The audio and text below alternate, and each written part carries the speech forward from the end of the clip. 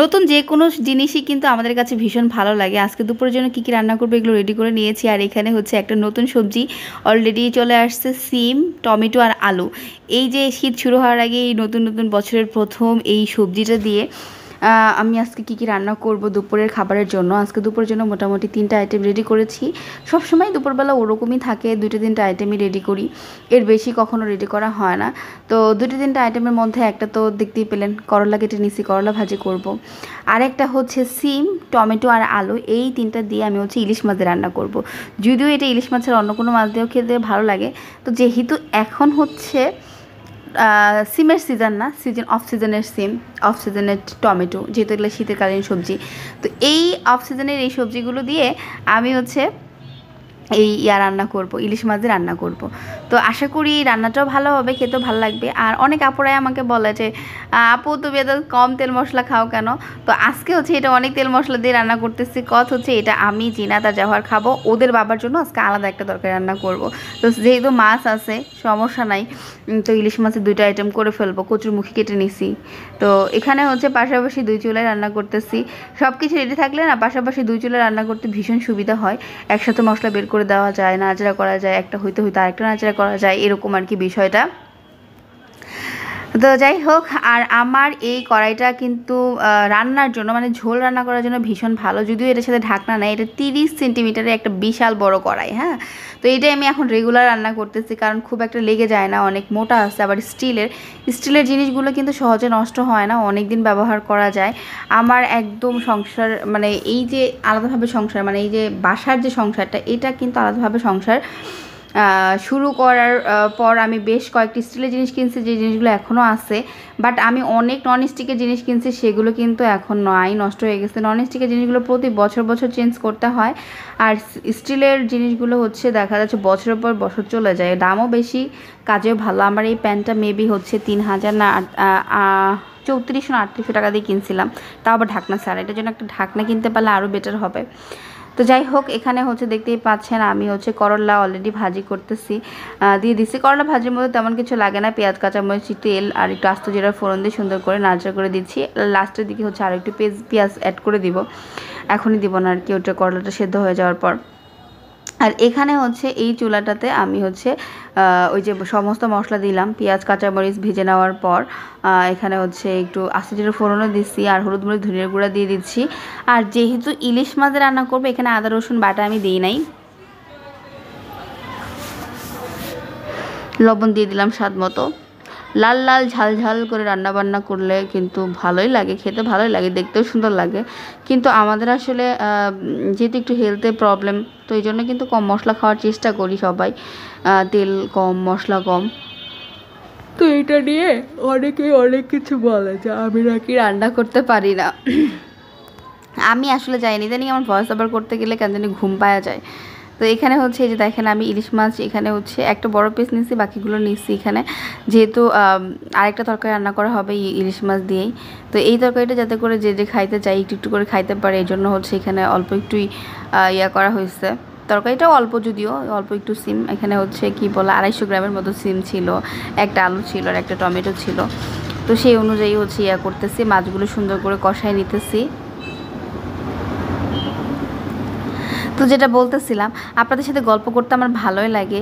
আর এখন যেহেতু regular blog মানে শেয়ার করি না, এই জন্য আসলে গল্প করার না টপিক পাই না। হ্যাঁ, যখন এভরিডে ধরেন ব্লগ শেয়ার করা হয়, তখন কিন্তু গল্প করা অনেক টপিক থাকে, যে আজকে এটা করছি, কালকে এটা করছি, আজকে এই কাজ করবো, কালকে ওই কাজ করবো। বাট যখন হুট করে অনেকদিন পর একটা করে ব্লগ শেয়ার করা হয়, তখন সেই রান্নাবান্না ছাড়া অন্য কোনো টপিক আমি পাই না।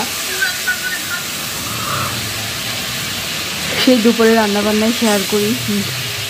আর আমার লাইফটা আসলে কি বলবো, একদম খুবই সাদামাটা একটা লাইফ। এই লাইফে একদম গর্জিয়াস কোনো কিছু হয় না। আপনারা দেখতে পাবেন যে আমি মানে অনেকেই আছে যে এই দাওয়াত সেই দাওয়াত, এই অনুষ্ঠান সেই অনুষ্ঠান, এগুলো কিন্তু খুবই কম হয় আমার লাইফে। মানে আমি কোনো ফ্যামিলিগত বিয়ের দাওয়াতটা খুব একটা পাই না, খুব একটা ঘুরতে যাওয়া হয় না। যদিও মানে দেখা যাচ্ছে এখানে থাকি, যেহেতু ফ্যামিলির ছেড়ে দূরে থাকার এটা একটা অসুবিধা। এখানে বাচ্চাদের পড়াশোনার সাথে ফ্যামিলির যে প্রোগ্রামগুলো, ওগুলো মিলে না, ওদের স্কুল বন্ধ থাকে বা থাকে না, এরকম হয়। তো টুকটাক বান্ধবীদের সাথেই একটু একটু ঘোরাফেরা করা হয় মাঝে মধ্যে আর কি। তাছাড়া কিন্তু দেখবেন যে আমার লাইফটা একদমই লিমিটেড, ওরকম কোনো কিছুই হয় না আমার লাইফে। তো যাই হোক, এখানে হচ্ছে সবজিগুলো সুন্দর করে কষাই নিতেছে। আমি একটু দেখে নিতেছিলাম যে আলুটা সিদ্ধ হয়েছে কি না, সিমটা সিদ্ধ হয়েছে কি না। তো আচ্ছা, আমার বোরিং এই লাইফ স্টাইল ব্লগগুলো দেখতে তারপরেও অনেক আপুরা পছন্দ করে। তো এই জন্য আমি খুব নিজেকে লাকি মনে করি যে এই 2024 সালে এসেও যারা আমার এরকম সাদামাটা ব্লগগুলো পছন্দ করে, যেখানে কোনো মজা নাই, যেখানে কোনো ফান নাই, যেখানে কোনো মানে এখন তো কাপল ব্লগে অনেক রোমান্স থাকে, ফান থাকে, ঘোরাঘুরি থাকে, হই হই রই রই থাকে, সাজুগুজুর ব্যাপার থাকে, এক একজনের ব্লগে এক একটা জিনিস থাকে। তো এই 2024 সালে এসেও আমার এই রান্নাবান্নার সাদামাটা ব্লগগুলো যে আপনারা পছন্দ করেন, তো সেই জন্য আমি অনেক অনেক কৃতজ্ঞ আপনাদের কাছে। আমার মনে হয় যে আমি কোনো একটা ভালো কাজ করছিলাম, যে জন্য আমার এরকম সাদামাটা ব্লগগুলো আপনারা অনেক পছন্দ করে। কারণ সেই 2018 সাল থেকে আজকের দিন পর্যন্ত আমার ব্লগ সেই একই স্টাইলেই, সেই ক্যামেরার পেছন থেকেই রান্নাবান্না করা, সেই আমার সাদামাটা রান্না করাই, এখনও কোনো গর্জিয়াস রান্নাবান্নাও না। তো এইগুলো যেহেতু আপুরা অনেক বেশি পছন্দ করে, সো আমার বুঝতে হবে যে আমি অনেক লাকি, এবং আমার ভিডিও যারা দেখে ওই আপুরাও অনেক লক্ষ্মী, অনেক ভালো, যে যাদের কাছে আমার এই সুন্দর, মানে সুন্দর বলবো না, সাদামাটাই রান্নাবান্নাগুলোই পছন্দ, তারা আমার মতোই মনে হয় বোকা। হ্যাঁ। তো যাই হোক, এখানে দেখেন এই যে রান্নাবান্না আমার কমপ্লিট। আমার এই যে এই তরকারিটা রান্না শেষ। সিম আলুর যে তরকারিটা সিজনের প্রথম সবজি, এবছর মানে এবছর প্রথম খাচ্ছি আর কি, রান্না করলাম। এখানে হচ্ছে যে করলা ভাজাটাও হয়ে গেছে, এটাতে বেশি ভাজবো না।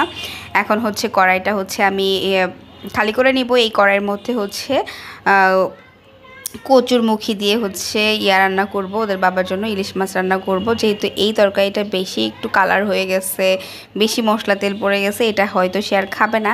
তো এই জন্য হচ্ছে তার জন্য আবার আলাদা করে রান্না করতে হবে, কারণ সে একদমই সাদামাটা তরকারি খায়, তার কোনো প্রকার মশলা খাওয়া যাবে না, তেল খাওয়া যাবে না, মরিচ খাওয়া যাবে না, মানে সব কিছুই একদম কম কম কম কম কম কম খাইতে হবে। তো যাই হোক, এখানে 3 পিস মাছ সুন্দর করে কষাই নিচ্ছি। এইখানেই হচ্ছে কচুরমুখীটা আমি রান্না করব। তো মাছগুলোকে সুন্দর করে মানে তুলে নিচ্ছি। আমি হচ্ছে কাঁচামরিচের ঝালে রান্না করি সবসময়, তার তরকারিটা কাঁচামরিচ দিই, ঝাল পছন্দ তার, বাট হচ্ছে মানে মরিচ একদম কালারফুল ওইটা পছন্দ না, মানে শুকনো মরিচের গুঁড়াতে প্রবলেম আছে। তো যাই হোক, এখানে হচ্ছে যে দেখেন কচুরমুখীটা সুন্দর করে আমি নাড়াচাড়া করে মিলিয়ে নিয়ে কষায় নিব। তারপর ঝোলের জন্য পানি দিয়ে মাছগুলো আবার দিয়ে দেব। হ্যাঁ, ঝোলের জন্য পানি দিয়ে সুন্দর করে দেখেন এই যে কচুটা সুন্দর সেদ্ধ হয়ে গেছে। এখন হচ্ছে মাছগুলো দিয়ে দিব। মাছগুলো দিয়ে নাড়াচাড়া করে মিলিয়ে নিয়ে ঢাকনা দিয়ে ঢেকে মিডিয়াম টু লো আঁচে জাল করব কিছুক্ষণ। এই তো হয়ে যাবে আমার রান্নাবান্না। আর এগুলোই ছিল আমাদের আজকের দুপুর রান্নাবান্না, কচুরমুখী দিয়ে ইলিশ মাছের ঝোল, আর হচ্ছে সিম আলু, আর হচ্ছে টমেটো দিয়ে যে তরকারিটা রান্না করলাম ওইটা, আর করলা ভাজি। এই ছিল ব্লগ। আল্লাহ হাফেজ।